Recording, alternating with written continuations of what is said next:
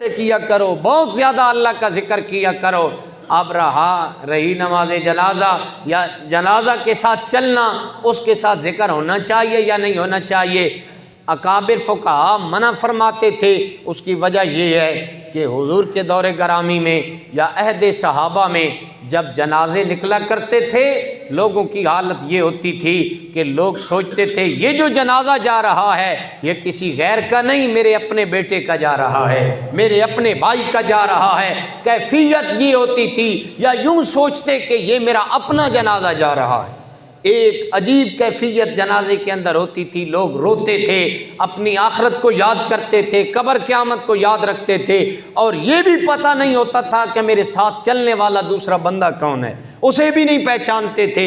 یہ کیفیت ہوتی تھی خشیت الہی کی، اور فکر آخرت کا یہ عالم ہوتا تھا۔ تو اس وقت منع کیا گیا تھا کوئی ایسا ذکر نہ کرو کہ لوگ وہ قبر قیامت کی جو یاد ہے اس سے غافل ہو جائیں اور اس ذکر میں مشغول ہو جائیں۔ اب حالت یہ ہے، جوں جوں وقت بدلتا گیا ہم دین سے دور ہوتے گئے۔ اب تو میں نے دیکھا ہے عین وہ مرحلہ جب بندے کو قبر میں داخل کیا جا رہا ہوتا ہے اور قبر سامنے نظر بھی آ رہی ہوتی ہے، دفنانے والے بھی ٹھٹھا اور مذاق کر رہے ہوتے ہیں، وہ بھی اپنی خوش گپیوں میں مصروف ہوتے ہیں۔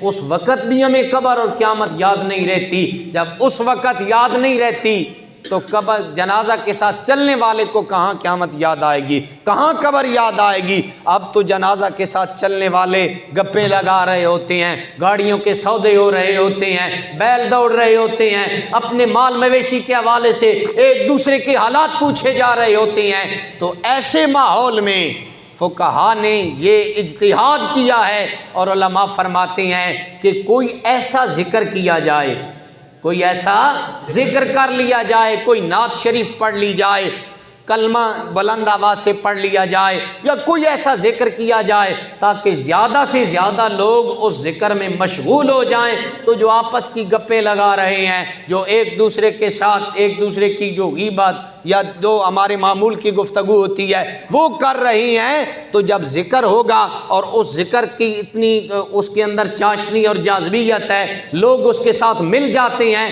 تو کچھ نہ کچھ لوگ اس گپ شپ والے گناہ سے محفوظ ہو جاتے ہیں۔ ان کو گناہ سے بچانے کے لیے یہ ذکر بالجار شروع کر دیا گیا، اور یہ کوئی اسلام کے مخالف نہیں ہے، یہ علماء کا اجتہاد ہے اور یہ بالکل جائز ہے۔ بولیے کیا ہے؟ جائز ہے۔ اور اگلی بات، ہم قبرستان میں جاتے ہیں اور جنازہ پڑھنے کے لیے جاتے ہیں، اور اکثر اوقات یہ معاملہ بن جاتا ہے کہ جنازے دو ہوں گے۔ وجہ کیا تھی؟ ایک بندہ بد عقیدہ تھا، وہ دنیا سے گیا، اس کے لیے وہ جنازہ الگ اور دوسرے مسلک والے الگ پڑھیں گے۔ ایک بات یاد رکھیں، جنازہ ایک ہی ہوتا ہے۔ بولیے جنازہ ایک ہی ہوتا ہے۔ جس مسلک پہ وہ رہا ہے اسے وہ مسلک، وہ عقیدہ، ایمان اس کا اسے مبارک ہو۔ جس مسلک پہ زندہ رہا ہے اس پہ مرنا کیوں نہیں چاہتا بھائی؟ بات سمجھ آ رہی ہے نا؟ اور ایک بات اور بھی یاد رکھیں، ہماری مجبوریاں ہیں، ہم چلے جاتے ہیں دنیا داری کے لیے، لیکن ایک بات یاد رکھیں، دنیا کو مقدم نہ رکھا کریں، دین کو مقدم رکھا کریں۔ ٹھیک ہے نا؟ دین بھی ہے، یاد رکھیے، میں کوئی نفرتیں پھیلانے نہیں آیا، یہ دین کا معاملہ ہے، یہ دینداری ہے۔ اگر ایک بندے کا، آپ جہاں دیکھیں نا، ایک ٹرین جا رہی ہو اور ٹرین کے انجن کا منہ اگر راول پنڈی کی جانب ہو اور اس کے باقی ڈبوں کا چہرہ لاہور کی جانب ہو تو وہ کسی منزل تک لے جائے گی؟ حدیث مبارکہ سے دلائل دے سکتا ہوں۔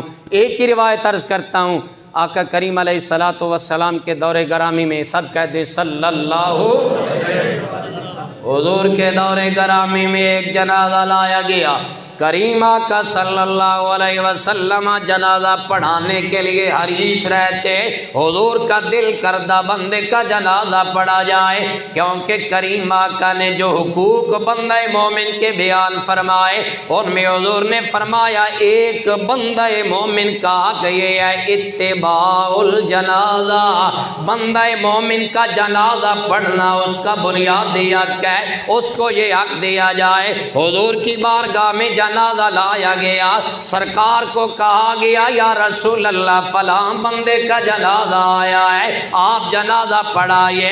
حضور نے فرمایا تم پڑھ لو، میں جنازہ نہیں پڑھوں گا۔ بعد میں عرض کی گئی یا رسول اللہ آپ نے جنازہ کیوں نہیں پڑھایا؟ حضور نے فرمایا انہو کان یبغض لیا عثمان بن عفان، میں نے اس لیے جنازہ نہیں پڑھایا، یہ بدبخت میرے غلام عثمان غنی سے بغض رکھتا تھا۔ جنازہ نہیں پڑھائی، کیوں نہیں پڑھائی؟ فرمایا انہو کان یبغض لعثمان بن عفان، یہ میرے غلام عثمان سے بغض رکھتا تھا۔ یاد رکھیے دنیا داری بھی ضروری ہے، لیکن کل قیامت کے دن کسی کو منہ بھی دکھانا ہے، ٹھیک ہے نا؟ اس لیے مجھ پہ ناراض نہ ہوئیے، اپنے گرما میں جھانکیے، مطالعہ کیجئے۔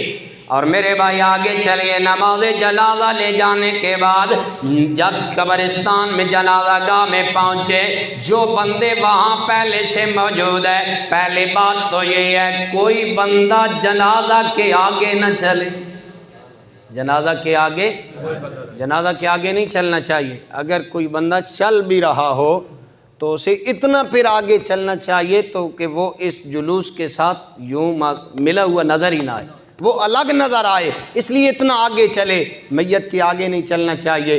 اور پھر جب جنازہ گاہ میں پہنچے نا تو جتنے لوگ وہاں پہ موجود ہیں اگر بیٹھے ہیں تو جنازہ دیکھیں تو کھڑے ہو جائیں، جنازہ کے لیے وہاں پہ کھڑے ہو جائیں۔ جتنا تک میت کو رکھ نہ لیا جائے اتنی دیر تک کسی کو بیٹھنے کی اجازت نہیں ہے۔ ذرا غور فرمائیں نا، رب کا کتنا کرم ہے، مرنے کے بعد بھی اللہ نے تیری کتنی تعظیم رکھی ہے۔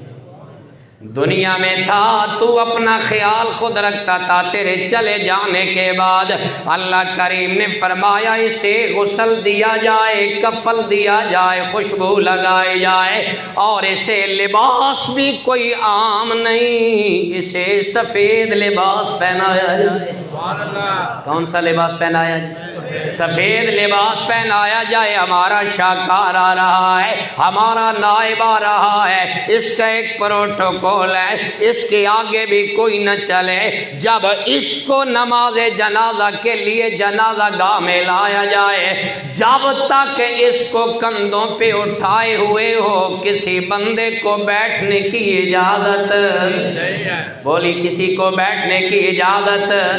یہاں پہ بڑی پیاری بات حافظ جالندری نے کی ہے۔ حافظ جالندری اپنے رب کی بارگاہ میں عرض کرتے ہیں میرے اللہ یہاں قطرے کو ترسایا گیا ہو، وہاں ڈوبا ہوا پایا گیا ہو، گھر سپرد خاک ہی کرنا تھا مجھ کو، پھر کائے کو نہلایا گیا ہوں۔ حافظ کہتا ہے میرے اللہ اگر مجھے مٹی کے حوالے ہی کرنا تھا پھر غسل و کفن دینے کا کیا فائدہ، پھر یہ نہلانے کا کیا فائدہ، لباس بھی سفید پہنایا گیا۔ وجہ کیا ہے؟ تاجدار گولڑا وارث علوم مہر علی پیر سید نصیر شاہ صاحب نے جواب ارشاد فرمایا، آپ فرماتے ہیں حفیظ آپ میں تجھے جواب دیتا ہوں کیوں نہلایا گیا، کیوں غسل و کفن دیا گیا، سفید لباس کیوں پہنایا گیا، کندھوں پہ اٹھا کے اس ادب سے قبر تک کیوں لے آیا گیا۔ آگے سے تاجدار گولڑا وارث علوم مہر علی پیر سید نصیر شاہ صاحب بولے، آپ فرماتے ہیں مجھے غسل و کفن اس لیے دیا گیا نظر بعالم پاکیزگی پڑے ان پر، مسافران لحد اس لیے نہا کے چلے، نصیر کون ان کے سوا ہے رسول ایسا جو بخشوانے پہ آئے تو بخشوا کے چلے۔